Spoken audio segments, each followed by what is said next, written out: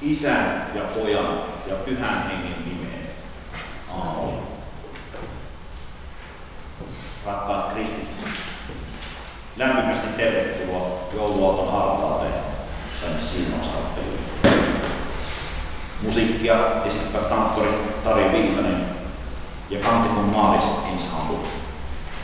Minä olen Olla Vorkanen. Vihdoin on koittunut se kauan odotettu päivä, jouluaatto.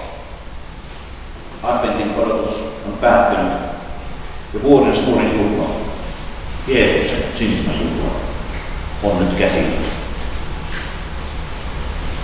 Tänään jouluaattona me valmistaudumme koko maailman kristittyjen suureen yhteiseen juhlaan, jouluun. Jumala on uskollinen. Hänen lupaustensa profeetoille on täyttynyt.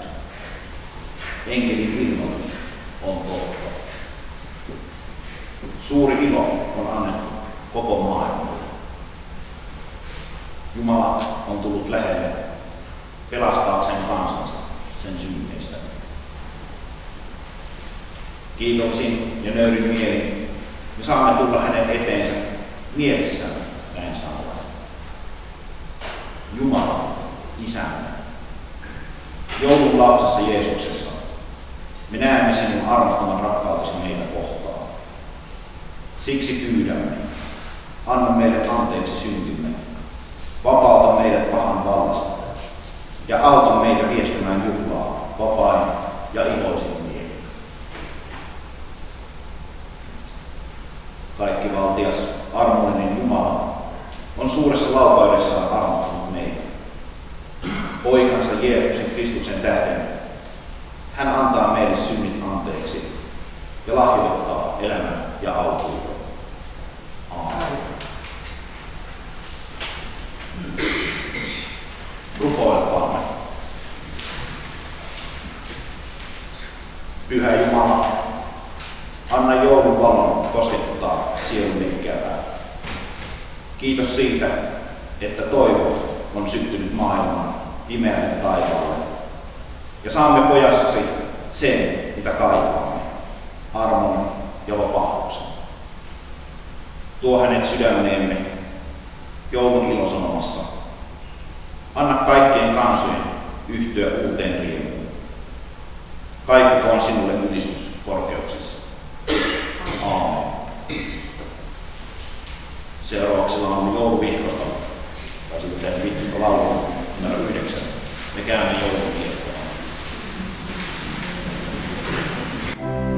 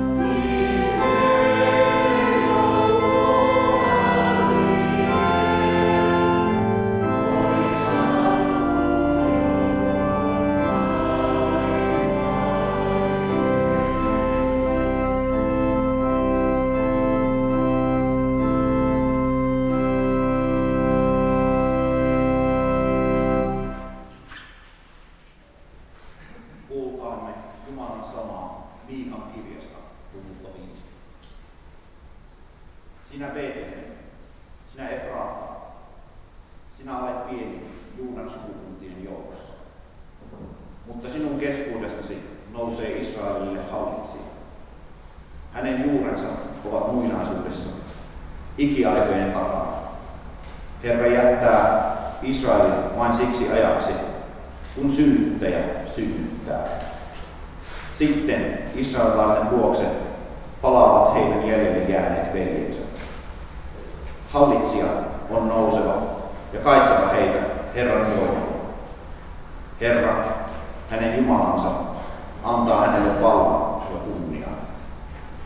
He saavat elää rauhassa, sillä hänen valtansa ulottuu maan ääriin saakka. Hän tuo rauhaa. Laulun seuraavaksi vihkosta laulu 10, jouluyö, juhlayö.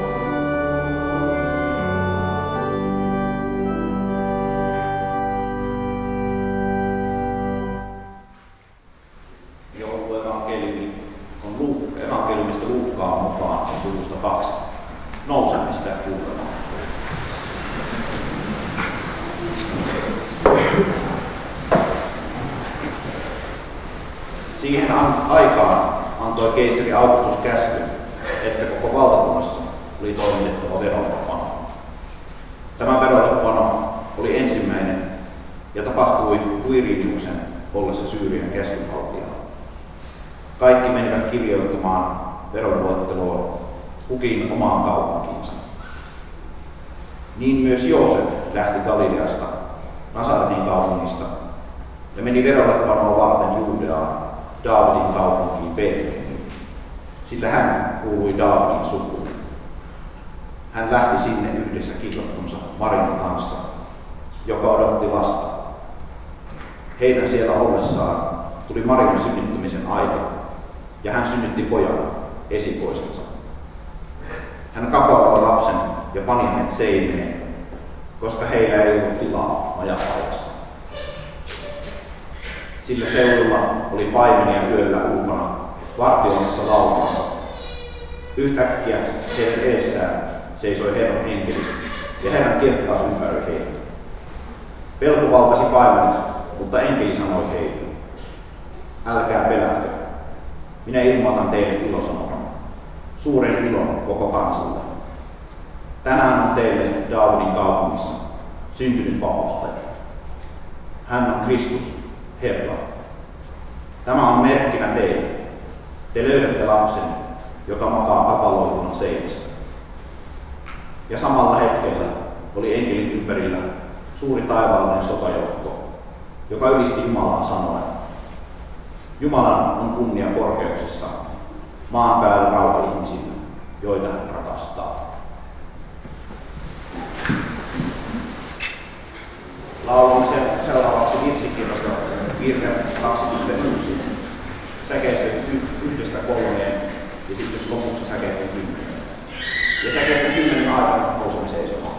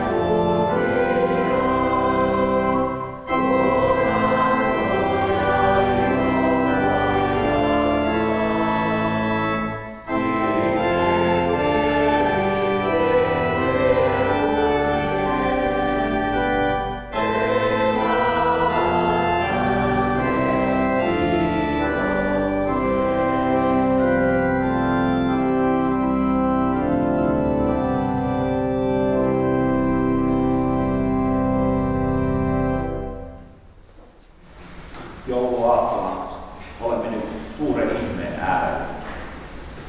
Pian on Kristus syntymä meidän keskuuteen. Hän vie pois meidän syntimme ja antaa meille toivoa. Jeesuksessa toteutuvat vanhan testamentin profeettojen ennustukset pelastuksesta. Jumala on uskollinen ja pitää meille antamansa lupaukset. Tuohon aikaan juutalaiset odottivat voittavan kuninkaan saapumista heille Messiaaksi. Miikan kirjassa kerrotaan suuren kuninkaan syntymästä, joka tuo mukanaan rauhan. Jeesus Kristus on tämä suuri kuningas, mutta hän ei tule keskellemme niin kuin maalliset kuninkaat. Virren sanoja lainaten: kruunua valtikkaa, et lainkaan se nähdä saa. Jumala toteuttaa lupauksensa odottamattomalla tavalla. Kuten perinteistä joulun jouluevankeliumista luimme, Jeesus syntyy Marialle ja Joosefille tallissa ja kapaloitiin seinään. Hän tuli maailmaan vaatimattomana, lähes tulkoon huomaamatta. Jeesuksen syntymän ensimmäiset todistajatkaan eivät olleet ylhäisiä. Taivaallinen sotajoukko kertoi hyvän uutisen paimenille, tavallisille työläisille. He saivat ensimmäisenä kuulla enkelten ylistyslaulun. Jumala näyttää korkeutensa vaatimattomuudessa. Mekin saamme tänään yhä luottaa Jumalan antamiin lupauksiin. Jeesuksen Kristuksen myötä meille on annettu toivo maailmaan. Saamme joka päivä luottavaisin mielin tuoda huolemme ja murheemme hänen eteensä. Saamme myös iloita ja kiittää evankeliumin sanomasta. Johanneksen evankeliumista. Jumala on rakastanut maailmaa niin paljon, että antoi ainoan poikansa, jottei yksikään, joka häneen uskoo, joutuisi kadotukseen, vaan saisi iankaikkisen elämän. Voimme siis luottavaisin mielin laskeutua viettämään joulua.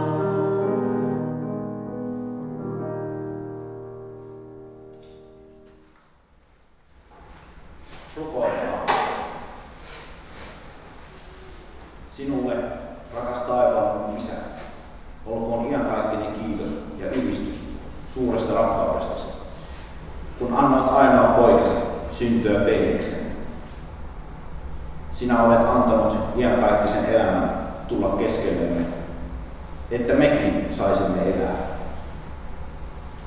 Sinä sallit itse valkeuden astua alas meidän pimeyteemme, että yöhömme koittaisi kirkkaus.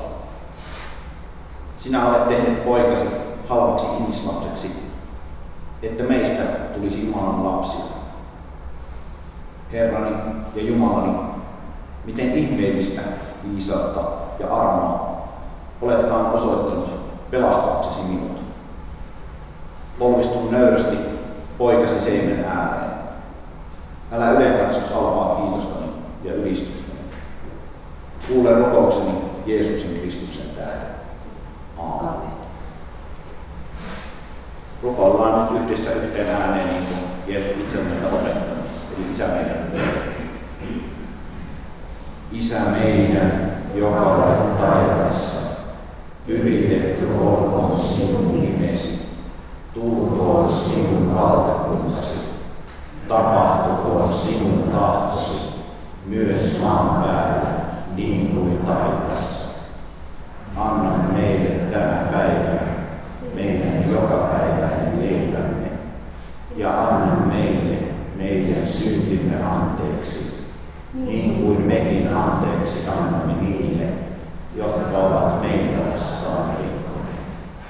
Äläkä saata meitä kiusaukseen, vaan päästä meidät pahasta, sillä sinun on valtakunta ja voima ja kunnia iankaikkisesti. Aamen. Laulamme seuraavaksi yhteislaulua Vihkosta, laulu 2, Maa on niin kaunis.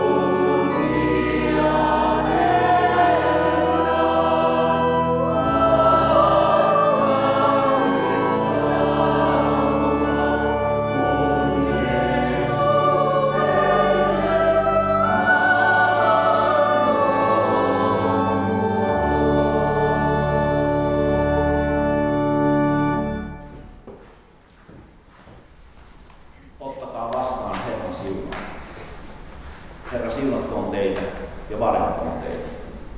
Herra, kirkastakoon kasvonsa teille Herra, kääntäköön kasvonsa teidän puoleenne ja antakoon teille rauha. Isän ja Pojan ja Pyhän Hengen nimeen. Aamen.